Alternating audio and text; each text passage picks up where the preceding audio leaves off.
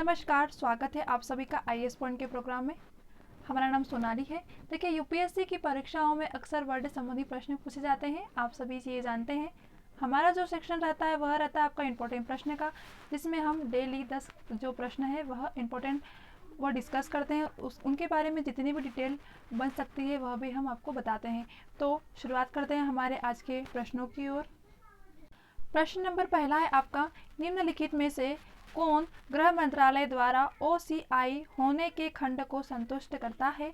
Option आपके पास एक व्यक्ति होना चाहिए, ऑप्शन 26 जनवरी 1950 को, या उसके बाद भारत का नागरिक। अगला है आपके पास कि एक आवेदक जो कि ओसीआई कार्ड के लिए पात्र नहीं है यदि उसके माता पिता या दादा दादी पाकिस्तान या बांग्लादेश के नागरिक रहे। ठीक है, आपसे पूछा है कि इसके बारे में पूछा गया है कि जो ओसीआई होने के खंड को संतुष्ट करता है। ठीक है, आपको बता दें कि इसका सही जवाब होगा आपका ऑप्शन नंबर पहला और दूसरा दोनों ही। कैसे, चलिए जान लेंगे हम। ओसीआई, अब देखो ओसीआई यह कार्ड नियमों की धारा 7A, ठीक है, 7A के अनुसार एक आवेदक क्या होता है जो कि ओसीआई कार्ड के लिए क्या है, कोई पात्र नहीं है, लेकिन यदि उसके माता पिता या दादा दादी पाकिस्तान या बांग्लादेश के नागरिक रहे हो तो 26 जनवरी 1950 को या उसके बाद भारत का एक नागरिक ओसीआई कहलाने में समझ है। ठीक है, इस तरह आपका ऑप्शन नंबर पहला और दोनों ही सही होंगे। अगले प्रश्न की ओर चलते हैं।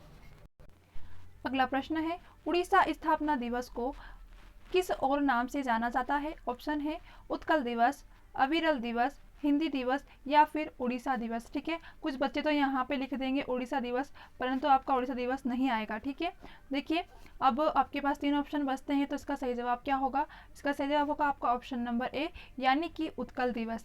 देखिए, उड़ीसा स्थापना दिवस कब मनाया जाता है? आप सभी जानते हैं 1 अप्रैल को मनाया जाता है। क्या? उड़ीसा स्थापना दिवस। इसके उत्कल दिवस के रूप में भी जाना जाता है, आप सभी को यह याद रखना है। एक तो उड़ीसा स्थापना दिवस भी कहा जाता है और उत्कल दिवस भी कहा जाता है। हर साल कब मनाया जाता है यह दिवस? तो 1 अप्रैल को मनाया जाता है। अगले प्रश्न की ओर चलते हैं।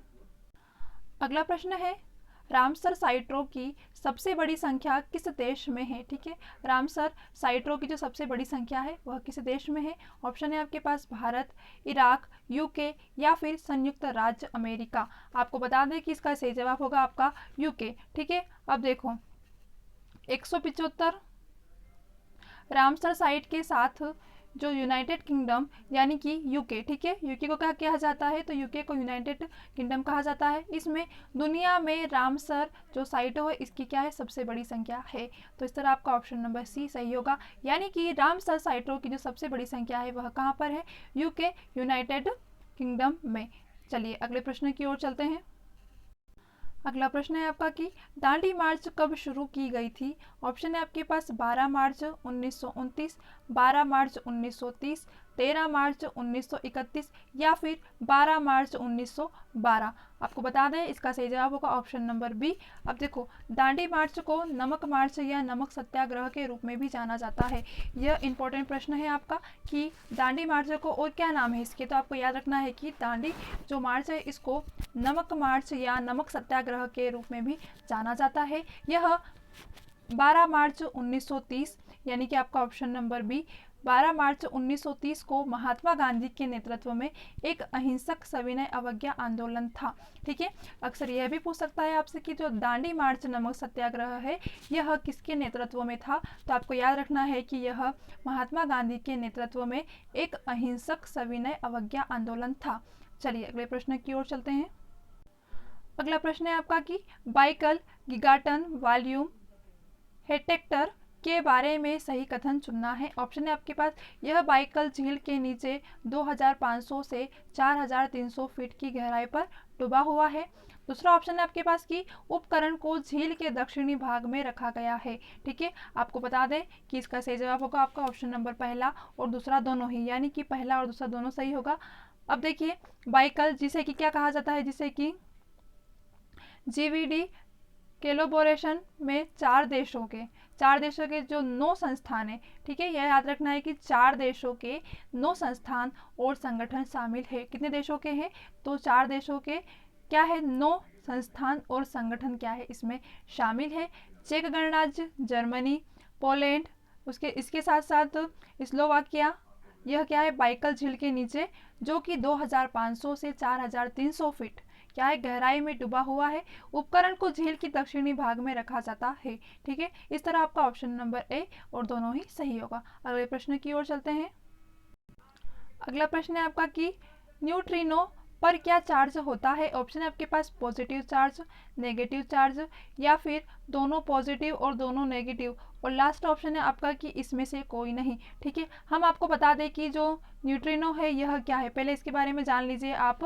देखो, न्यूट्रिनो सभी पहलुओं के एक इलेक्ट्रॉन के समान है। ठीक है, ये इलेक्ट्रॉन के समान तो है, लेकिन यह इलेक्ट्रॉन की तरह कोई चार्ज कैरी नहीं करता है। ठीक है, यानी कि यह इलेक्ट्रॉन के समान है, परंतु क्या है, यह इलेक्ट्रॉन की तरह कोई भी चार्ज कैरी नहीं करता है। तो इस तरह आपका ऑप्शन नंबर डी सही होगा, यानी कि इसमें से कोई नहीं, ना तो यह नेगेटिव है ना ही यह पॉजिटिव है, ये ना ही यह दोनों नेगेटिव और पॉजिटिव दोनों पोल्स पर है। ठीक है, अगले प्रश्न की ओर चलते हैं।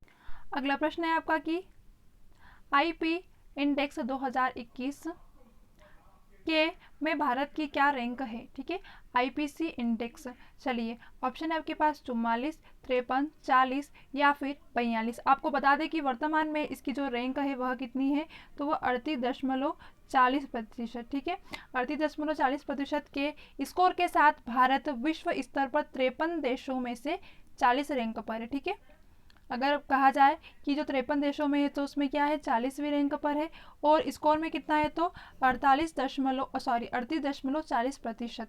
आगे देखेंगे, 2020 में भारत 40वें स्थान पर था। इसमें 50 बौद्धिक संपदा से संबंधित संकेतों में 100 से 4 स्कोर हासिल किया है। कितना, 100 से कितना कर लिया है, 4 हासिल कर लिया है। आगे कह रहा है कि भारत का समग्र स्कोर संस्करण में 0 मतलब कि सिर्फ ओनली 4% बढ़कर 8वें संस्करण में 38.46 हो गया है। कितना हो गया है अब, तो 38.46%। कितना बड़ा है, 0.4, सिर्फ 0.4 ही बड़ा है। चलिए अगले प्रश्न की ओर चलते हैं। अगला प्रश्न है आपका कि लार्ज हेड्रॉन कॉरिडोर कहाँ पर स्थित है। ऑप्शन है आपके पास जिनेवा, ऑस्ट्रेलिया, लंदन या फिर ग्रीनविच। ठीक है, तो आपको बता दें इसका सही जवाब होगा आपका ऑप्शन नंबर ए, यानी कि जिनेवा। लार्ज हेड्रॉन जो कॉरिडोर है यह जिनेवा, जो कि स्विट्जरलैंड में क्या हैगा, एक CERN, ठीक है, CERN की क्या है फैसिलिटी में स्थित है। तो आपको याद रखना है कि यह क्या है, स्विट्जरलैंड में CERN की फैसिलिटी में स्थित है। इस तरह आपका ऑप्शन नंबर ए सही। अगला प्रश्न है आपका कि CERN में लार्ज हेड्रॉन कॉरिडोर का उद्देश्य क्या है। ऑप्शन आपके पास मानव जाति के लिए अज्ञात पदार्थ कणों का पता लगाना। दूसरा है आपके पास कि ब्रह्मांड की उत्पत्ति का पता लगाना। ठीक है, आपको बता दें इसका सही जवाब होगा ऑप्शन नंबर पहला और दूसरा दोनों ही। अब देखिए आप, CERN की भौतिक वैज्ञानिक एक छोटे से क्षेत्रों में क्या शुरुआत के समान स्थिति बनाकर क्या करती है, ब्रह्मांड की उत्पत्ति का पता लगाने की कोशिश करती है। क्या करती है, भौतिक विज्ञान के एक छोटे से क्षेत्र होते हैं उनमें शुरुआत के समान क्या होता है, स्थित बनाकर शुरुआत के समान स्थिति क्या करती है, बनाया जाता है। इसके बाद ब्रह्मांड की उत्पत्ति का पता लगाने की कोशिश की जाती है। इसके बाद उन्होंने इस प्रक्रिया में पदार्थ के नए कणों को पता लगाया जा सकता है, ऐसा कहा गया है। तो आपका ऑप्शन नंबर पहला और दूसरा दोनों सही होगा, यानी कि मानव जाति के लिए यह क्या है, एक अज्ञात पदार्थों के कणों का पता लगाना और ब्रह्मांड की उत्पत्ति का पता लगाना है। ठीक है, इस तरह आपका ऑप्शन नंबर पहला और दूसरा दोनों ही सही हो जाएगा। चलिए आज का सेक्शन हमारा यहीं पर समाप्त होता है। इसके साथ साथ अगर किसी प्रश्न में कोई भी डिफ़िकल्टी हुई है तो वो आप हमसे बिल्कुल कमेंट सेक्शन में पूछ सकते हैं, और अगर किसी भी प्रश्न से कोई भी आपको जानकारी चाहिए तो वह भी आप हमसे कमेंट सेक्शन में पूछ सकते हैं। चलिए मिलते हैं अगली क्लास में, तब तक के लिए आप सभी को बेस्ट ऑफ लक, स्टडी करते रहिए।